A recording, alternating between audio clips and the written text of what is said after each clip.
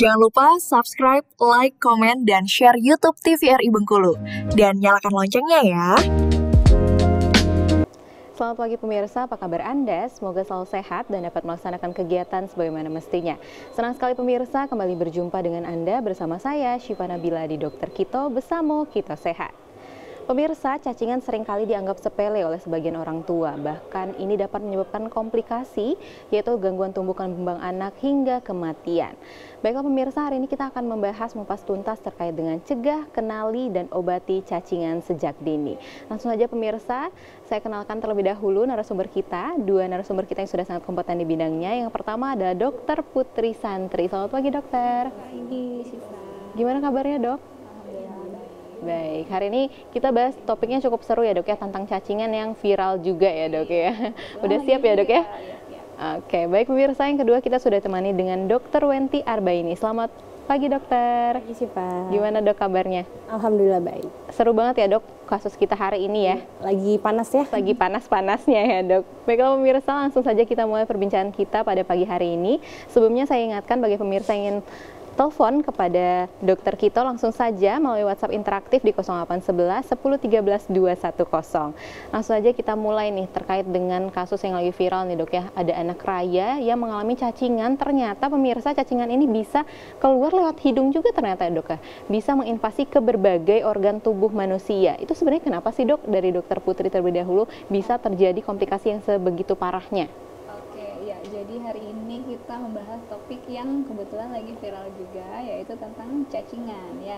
Jadi cacingan itu sendiri harus kita sama-sama tahu bahwa itu masuk ke dalam penyakit infeksi parasit. Jadi kalau dia penyakit infeksi berarti nggak cuma siapa aja bisa ya, nggak cuma anak-anak, orang dewasa itu juga bisa terkena infeksi cacingan. Nah, cacingan ini nanti dia ada berbagai jenis cacingnya. Nah, berbagai jenis cacingnya ini dia lewat masuknya juga berbeda-beda. Ada yang lewat makanan ya, ada yang lewat daging yang kurang matang, ada yang lewat kebiasaan kurang enggak cuci tangan, ada juga kebiasaan tidak memakai alas kaki. Jadi nanti tergantung jenis cacingnya. Nah, pertanyaannya kok kenapa ya sampai cacingan cuma sekedar mungkin kita lihatnya cacing ya kecil ya, Kecil banget, menyebabkan komplikasi ataupun kematian. Tapi kok kenapa bisa? Jadi cacing itu dia di dalam tubuh kita itu dia enggak maksudnya kalau kita minum obat biasanya dia masih ada tuh di dalam tubuh kita. Jadi kadang kita nggak tahu dia masih ada dan masih hidup di sana, dan dia bisa bermigrasi ke organ yang lain. Jadi nggak cuma di usus, nggak cuma di organ pencernaan, tapi juga bisa sampai ke saluran pernafasan. Kalau sudah sampai ke saluran pernafasan, nanti gejalanya bisa saja bisa batuk, bisa sesak, bahkan tadi ya dia bisa keluar lewat hidung. Kalau sudah ada sumbatan di pernafasan, nah itu bisa menyebabkan sesak dan kematian. Jadi kita nggak boleh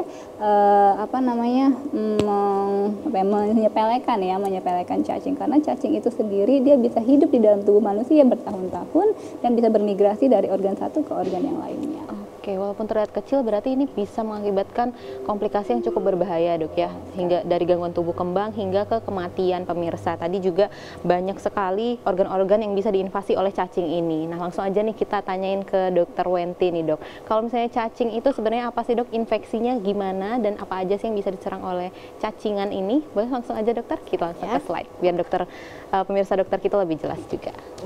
Ini lagi kasusnya lagi marak ya, lagi viral ya.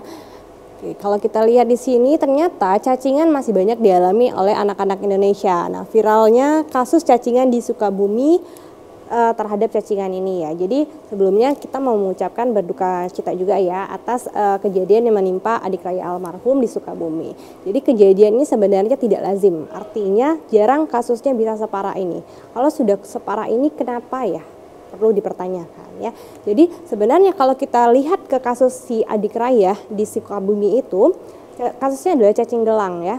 Cacing gelang adalah cacing askariasis. Nah, kasusnya ini bisa sampai meninggal kenapa? Kalau berdasarkan informasi yang kita terima atau yang kita baca-baca, itu adalah sudah terjadi infeksi sampai ke otak. Kok bisa dok cacingnya bisa sampai ke otak ya?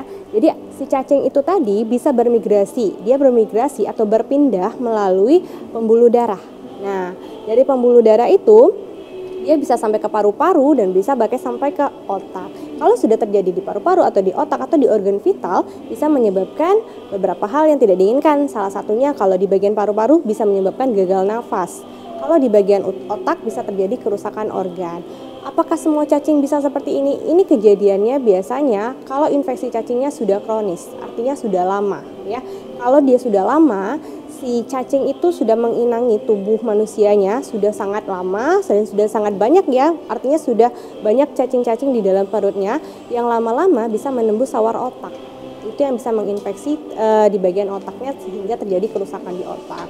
Bahkan mungkin tadi ya bisa dilihat di video-video yang beredar, cacingnya bisa keluar dari hidung. Artinya kalau sudah masuk ke hidung sudah ada di bagian organ paru-paru sepertinya ya, sudah sangat dekat dengan otak. Jadi kasus kejadian seperti ini sangat disayangkan. Sebenarnya pencegahannya bisa sangat dilakukan. Ya. Dari yang Siva lihat ya dok ya, waktu dia keluar dari hidung itu kan udah besar sekali ya dok ya. Berarti waktu dia menginfeksi itu dia kecil terlebih dahulu, lalu karena adanya infeksi kronis baru dia membesar sendiri dan bisa keluar lewat hidung seperti itu benar ya. Ya. Jadi kalau cacing gelang itu kan dari telur bisa ya, dari telur termakan ya. Jadi dari telurnya kemudian dia menjadi larva lalu menjadi cacing dewasa. Untuk Ascariasis atau cacing gelang sendiri dia bisa berkembang sampai 35 cm.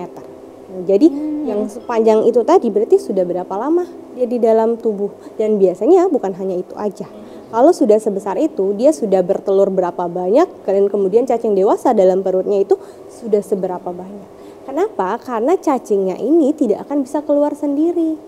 Mungkin yang bisa keluar adalah telur-telurnya melalui tinja atau melalui feses. Tapi cacing yang sudah menjadi dewasa tetap akan ada dalam perut tersebut atau dalam tubuh si manusianya sampai dia diobati atau mengkonsumsi antihelmintik atau anti cacing, anti obat cacingnya. Jadi cacing tersebut tetap akan ada di tubuhnya. Kalau dilihat dari segi ini gambaran ronsennya ya, sudah sangat banyak cacing di dalam perut sang adik itu. Gejalanya yang pasti yang pertama kan dia dicurigai adalah penyakit TBC. Karena gejalanya mirip-mirip nih, batuk terus-menerus tidak sembuh-sembuh, kemudian berat badannya turun, nafsu makan tidak ada. Itu bisa menjadi salah satu gejala sakit cacingan. Kenapa? Cacingan bisa menyebabkan anemia ya, kemudian cacingan yang menyerang organ paru-paru bisa menimbulkan batuk. Kemudian kita tahu salah satu gejala cacingan adalah biasanya perutnya kembung atau perutnya merasa tidak nyaman, tidak enak. Nah, jadi pentingnya akan edukasi dan pengawasan terhadap anak-anak, terutama anak-anak balita terhadap kasus cacingan. Kita tahu di Kemenkes sendiri ada program ya, program obat cacing gratis biasanya setiap 6 bulan sekali. Targetnya adalah anak-anak balita dan anak-anak SD. Oke, berarti untuk pencegahan dini sebenarnya hanya butuh antihelmintik atau obat anti cacing itu aja ya dok ya? Selain antihelmintik atau obat cacing adalah PHBS yang baik. Nah, karena kita tahu sumber penularan dari cacingan tadi bisa dari telurnya yang masuk lewat makanan atau termakan atau dari kulit. Oke, berarti untuk PHBS ini perilaku hidup bersih dan sehat ya dok ya? Ya, baik seperti cuci tangan, memakai alas kaki, nanti kita jelaskan lebih rinci ya. Kalau kita lihat berdasarkan skema di sini, ternyata lebih dari 58 juta anak menjadi sasaran minum obat cacing di Indonesia. Berarti masih banyak banget anak-anak yang menjadi target, artinya belum terrealisasi ya, berarti masih sebanyak ini. 124 kabupaten atau kota di Indonesia sudah mengalami prevalensi cacingan. Surveinya sudah ada dilakukan ya, cacingan. 27 kabupaten atau kota prevalensi kecacingan, kemudian 80 kabupaten atau kota dengan prevalensi kecacingan kurang dari 5%. Jadi sebenarnya kasus cacingan ini masih sangat tinggi dan kadangnya masih sangat disepelekan ya. Padahal kasus-kasus seperti adik Raya di Sukabumi ini sangat kita sayangkan ya. Harusnya yang dianggap sepele bisa menjadi sangat besar, akhirnya menimbulkan kematian ya. Kalau kita berkaca pada kasus ini, harusnya kader-kader posyandu ataupun pihak nakes sekitar harus lebih proaktif lagi. Kadang beberapa pasien atau beberapa keluarga mungkin memang dia kurang edukatif ya, kurang bersosialisasi. Tugas kita adalah untuk mencarinya ya, menggalinya. Oke, jadi apa itu cacingan? Jadi cacingan adalah infeksi parasit cacing dalam tubuh yang biasanya menyerang usus. Kenapa usus? Karena di usus ini dia menjadi inangnya. Di usus inilah tempat dia berkembang biak. cacing dari larva cacing menjadi cacing dewasa di usus. Kemudian dia beranak lagi, bertelur lagi. Kemudian dia bisa menyebar melalui pembuluh darah ke beberapa organ. Salah satunya adalah paru-paru. Ya. Kemudian disebabkan oleh cacing gelang, tambang, pita, dan cambuk. Nah, tiga cacing ini yang paling sering ya, cacing tambang, gelang, dan cacing kremi. Nah, kalau kita lihat yang paling sering dikeluhkan adalah biasanya cacing kremi nih, karena gejalanya sangat khas ya. Aduh dok, anak saya gatal-gatal nih malam hari di sekitar pantatnya, sekitar bokongnya. Kemungkinan cacing kremi ya, itu biasanya lebih aware karena gejalanya khas dan terlihat ya, ada sedikit putih-putih biasanya kayak serbuk kelapa. Nah, itu adalah khasnya cacing kremi. Nah, kalau cacing gelang dan cacing tambang ini gejalanya agak samar.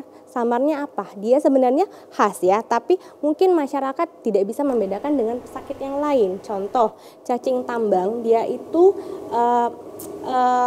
khasnya adalah menghisap darah manusia. Jadi dia bisa menyebabkan anemia, yang mana pada anak-anak itu masih butuh banget perkembangan ya, terutama untuk zat besinya.